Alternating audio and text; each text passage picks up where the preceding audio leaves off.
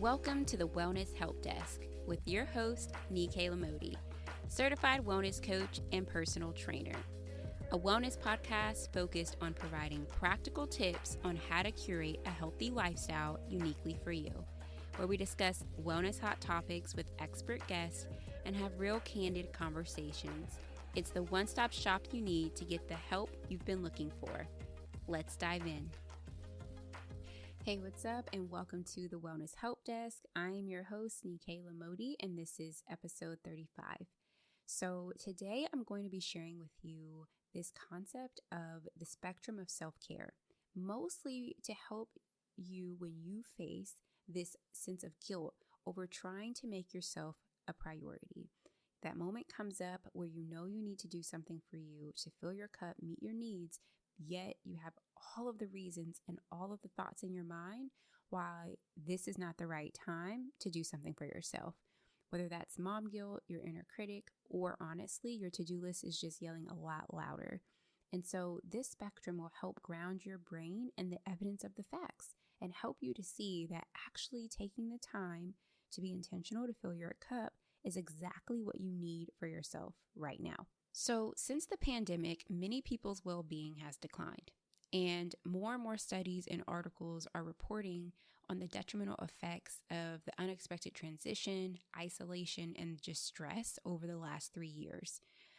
In April of 2022, the Ohio State University Office of the Chief Wellness Officer and the College of Nursing revealed the level of burnout that is happening among working parents during the COVID-19 pandemic, and also the adverse consequences of that burnout, not just for the parents, but also the effect on their children.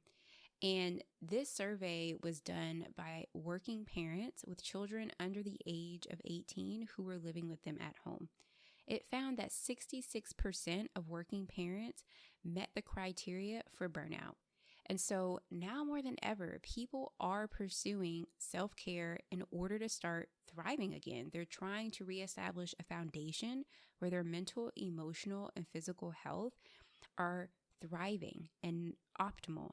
But self-care is also, on the flip side, starting to become villainized.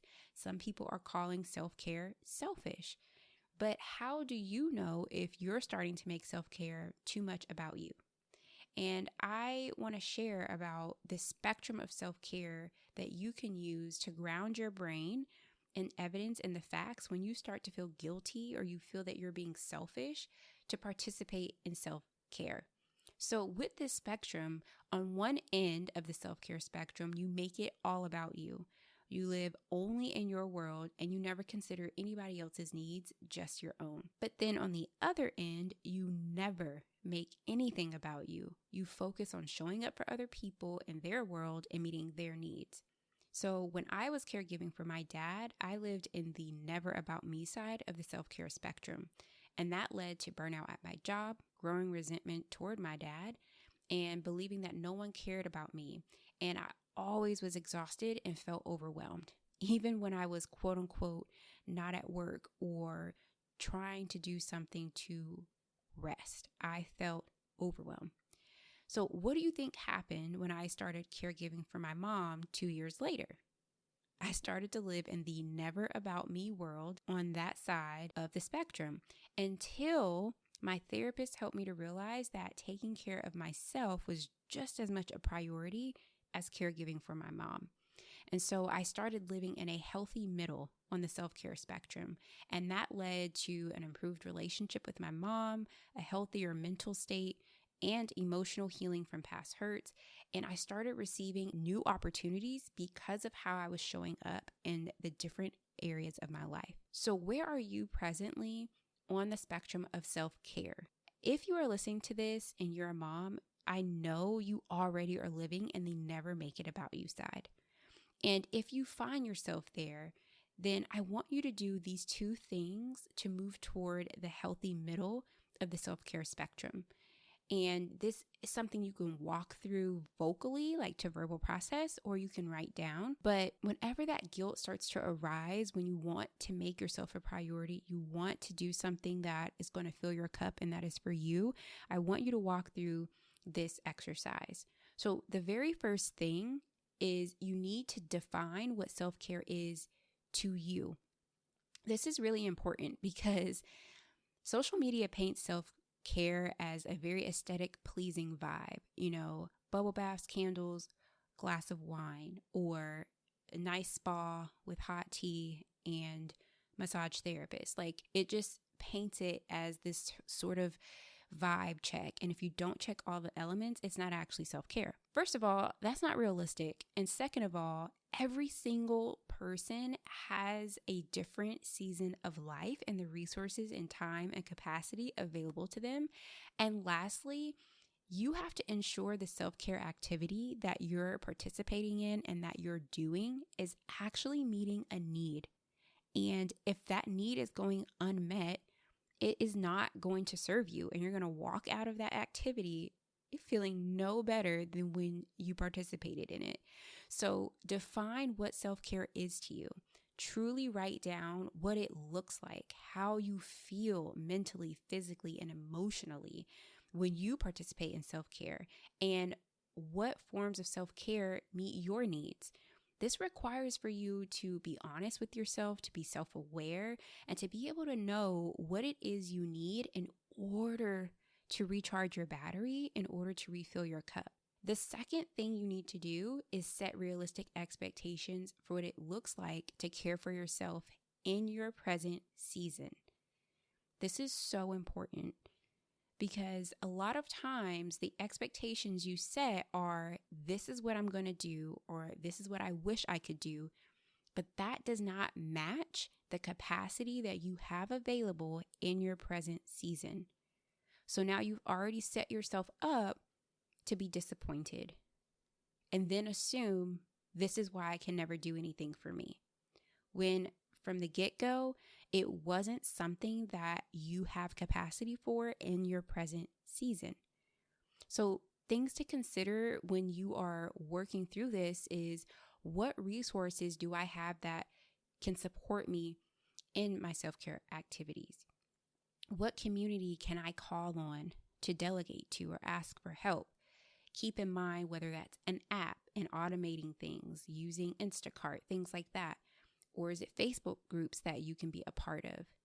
Or my program like the Intermission, where you can have accountability and coaching to help guide you through any obstacles and challenges that come up so that you can continue to follow through on your desired self-care goals. Also consider, are you with a newborn right now? Is there a new transition for you from being a mom of 1 to a mom of 2? Or are you a mom of 3 and they're all under the age of 4? Right? You have to consider, what season am I in right now? What do I have the capacity for? Because that's not only going to allow for you to create and come up with self-care activities that are supportive in meeting your needs and are reflecting the definition that you established in the first step of what self-care is to you, but it's also going to allow for you to be more successful with actually doing it, because it matches the capacity that you have. Also consider, is your partner deployed right now? Are you in a one-income household? Are you a mom who homeschools? All of these factors are extremely important to consider so that you can set realistic expectations for what it looks like to care for yourself in this present season. Doing these 2 steps will help you make decisions that are realistic and supportive of where you are right now and what you need. It will also help you make intentional decisions about what self-care activities to do, not wasting your time doing the thing you feel you should be doing that, social media can paint as the aesthetically pleasing thing to do, but saying, no, I have to zero in on the thing that I have capacity for right now and the thing that's going to meet my need. So once you've outlined the first 2 steps, you're going to want to start creating goals. So you want to create 2 goals that you'd like to implement in the next 2 weeks. So I did an episode on how to create goals that work for you and not against you in episode 4. So you can head there and check that episode out after you finish this one.